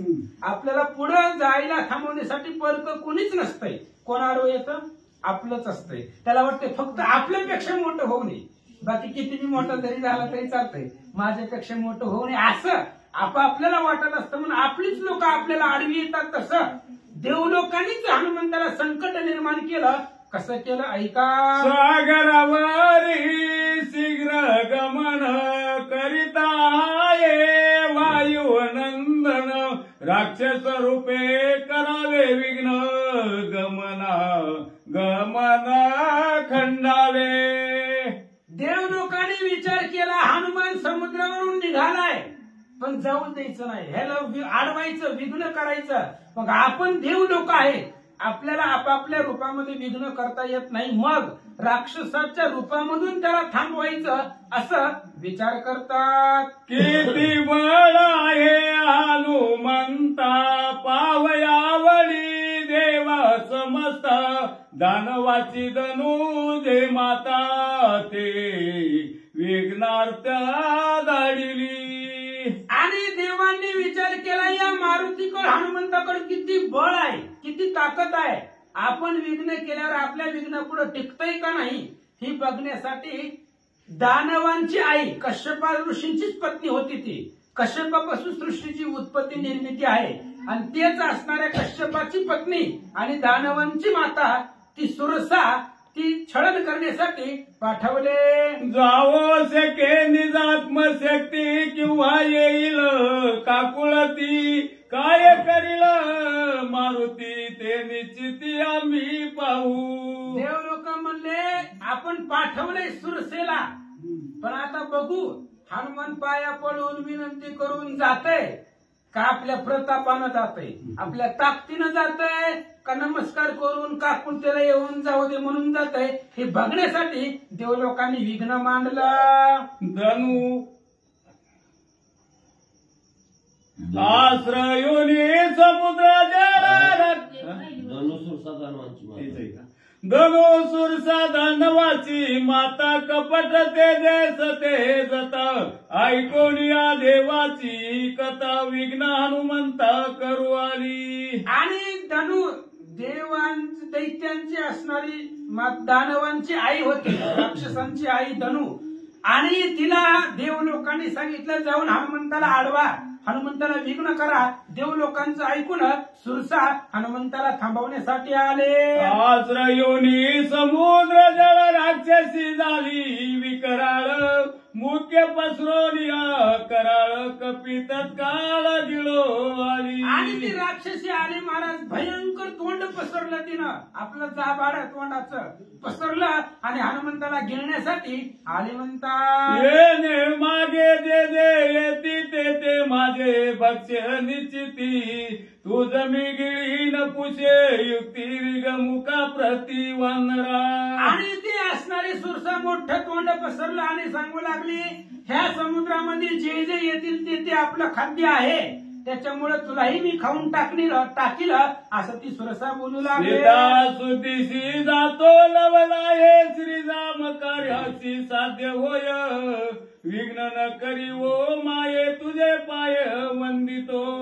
हनुमंताने सांगितलं आई म्हटलं महाराज तिला आणि सांगितलं आई साहेब आम्हाला आडवं येऊ नका आम्ही रामायणाला चाललोय रामचंद्राच्या कार्याला चाललोय त्याच्यासाठी आडवं येऊ नका तुमच्या पाया पडतो आम्हाला विघ्न करू नका शेतीच्या शुद्धीसाठी चाललोय रामचंद्राला आनंद देण्यासाठी चाललोय त्यामुळे अडचण निर्माण करू नका असं सुरसेला विनंतीपूर्वक हनुमान बोलतात. भोजना निवारे सुनीता तो सज्ञान अतिमूर्खत कैसा राम कैसी सीता तुझ मी आता भक्तीन.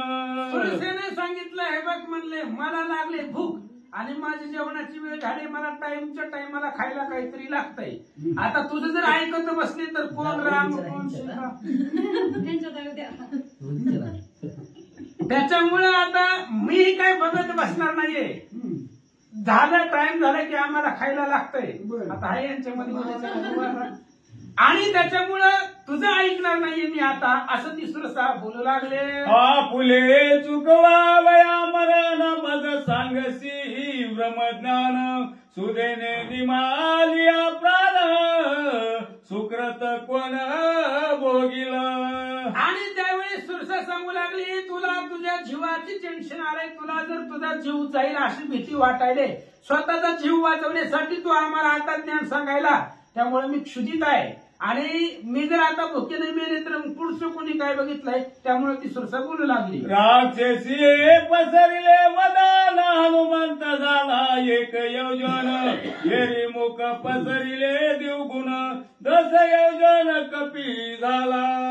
आणि त्या असणाऱ्या राक्षसीनं आपलं तोंड पसरलं 1 योजन जाबाड तिनं असणारं तोंड वाढवलं हनुमंत सुद्धा त्या ठिकाणी आकाशामध्ये वाढवले 10 योजन ते असणाऱ्या सुरसेनं तोंड वाढवलं तेवढेच हनुमान त्यांचं शरीर वाढू लागलं. मुख पसरी योजने 20 हनुमंत झाला योजने 30 येरी पसरिले 40 कपी 50 होऊ सरला. आणि त्या सुरसेने 20 योजन तोंड आपलं वाढवलं हनुमंतानं आपलं शरीर 30 योजन एवढं आकाशामध्ये त्या ठिकाणी वाढवलं गेलं 40 योजन सुरसेनं तोंड पसरला. हनुमंत 50 योजन आपलं शरीर शरत वाढवलं. योजने पसरी वक्रत हनुमंत झाला मुष्टा मात्र मुकी रिगाया सत्वर नभी सुरवर हे देखती. देव लोक बघत होते हनुमान काय करतय हे बघत होते. आणि त्या असणाऱ्या सुरसेनं 100 योजन आपलं जाबाड तोंड आपलं एवढंच होतंय. तिनं 100 योजन पसरलं होतं महाराज. एवढं पाण्यापासून आकाशापर्यंत तोंड तिनं वाढवलं. हनुमानला आता वाढायचं नाही. अंगठ एवढा झाला हनुमंत सूक्ष्म स्वरूप धारण केला आणि तिच्या तोंडामध्ये प्रवेश केला. देव लोकांनी पाहिलं. देव म्हणती हनुमंता सुरेशन गेली तत्वता शुद्धी करणे राहिली सीता ती मूर्खता मी केली. देव लोकांना आता अवघड वाटलं महाराज. जर रामाला कळलं आपल्याच माणसानं त्या ठिकाणी विघ्न केलेलं आहे तर राम ईश्वरांचा राज आहे. रामाला जर कळलं तर राम आपल्याला ठेवील का? देव लोकांना वाटलं जी केले ती चुकीचं केलं. या सुरसेनं हनुमंताला गिळून टाकलं. सीता शुद्धी राहिली. आपण आपल्याच पायावर दगड हाणून घेतला असं देवांना वाटू लागलं. हनुमंते शीघ्र करिता गमन आम्ही का करविले विघ्न आम्ही कोपेल श्री रघुनंदन स्वर्गी सुरगण धाकती. देव लोकांनी विचार केला हनुमान चालला होता. आपल्याला कामधंदे नव्हते. उगीच चांगल्या कामाला आडवं चालला होता. चांगलं सीता शुद्धीला राम करायला आपण विघ्न केलं.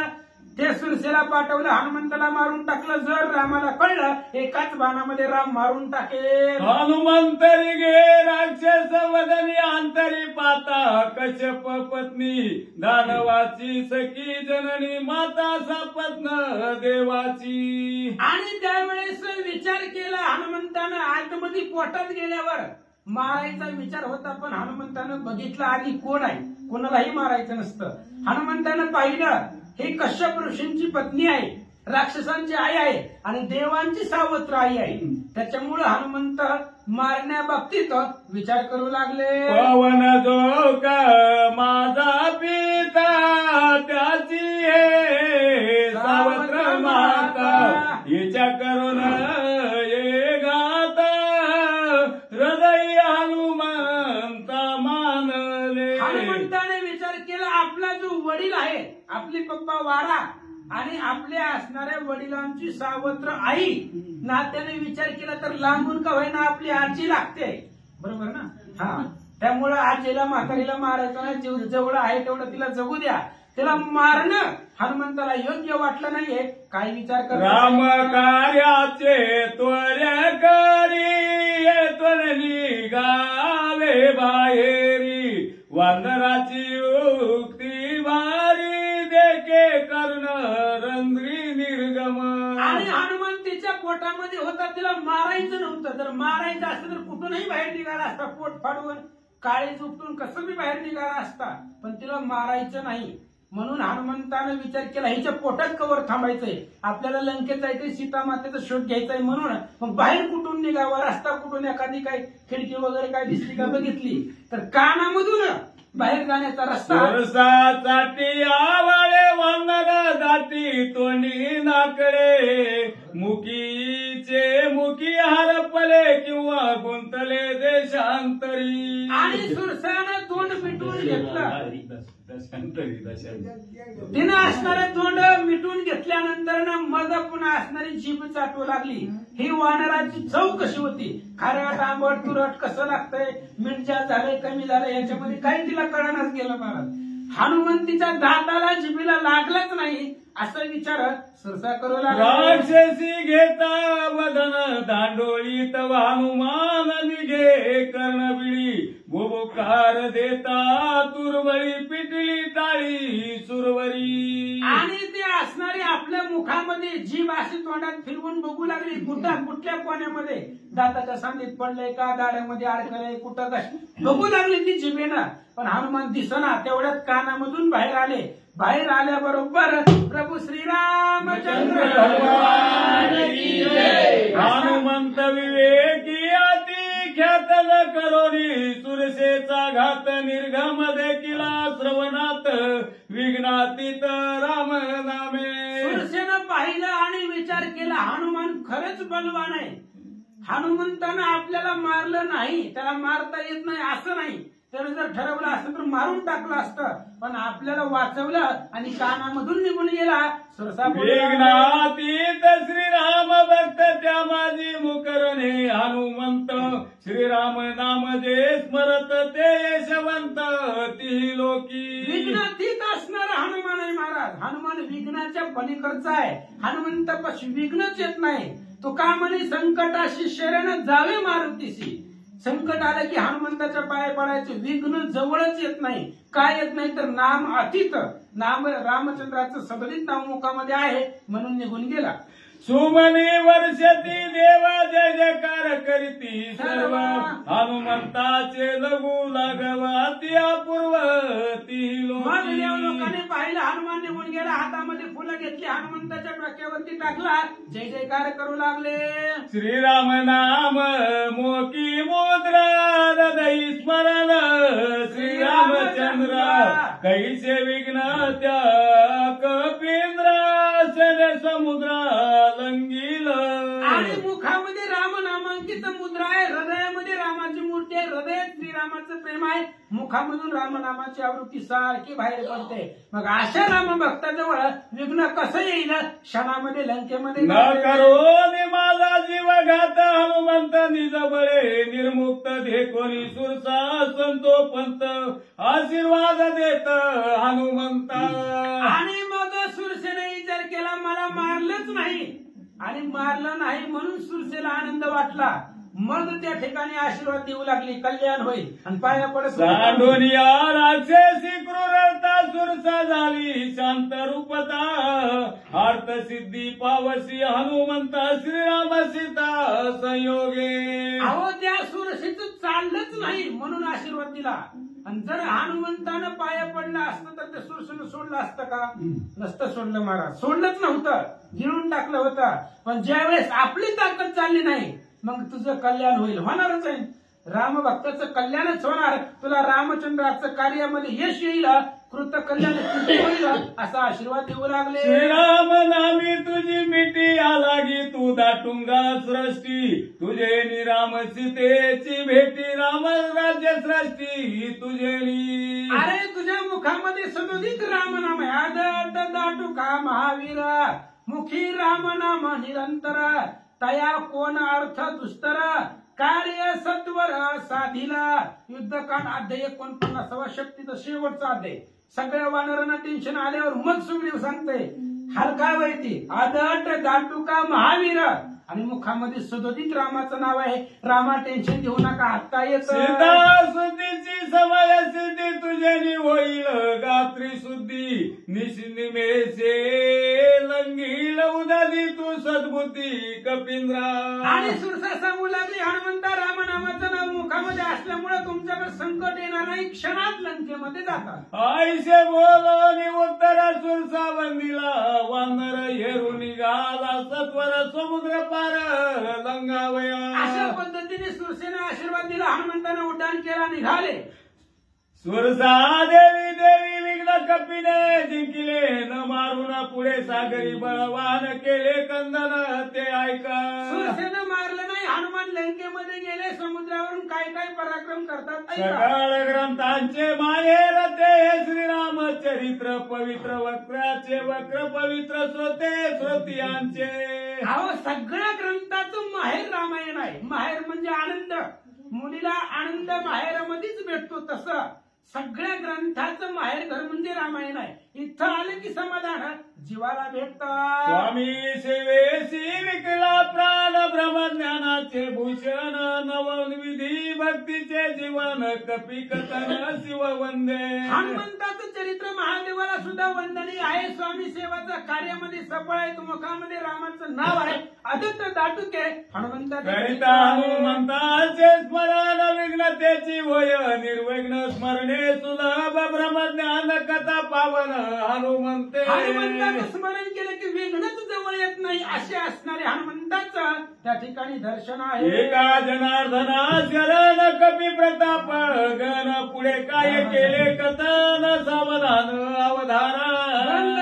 श्री संत एकनाथ महाराज सांगतात हनुमंताचं चरित्र इथपर्यंत आलं, पुढे काय काय करतील ऐका. स्वस्ति श्री भावार्थ रामायण किष्किंधा कांडे काकार टिकिया हनुमंत समुद्र मध्ये गमन नाम सप्तमाध्यायी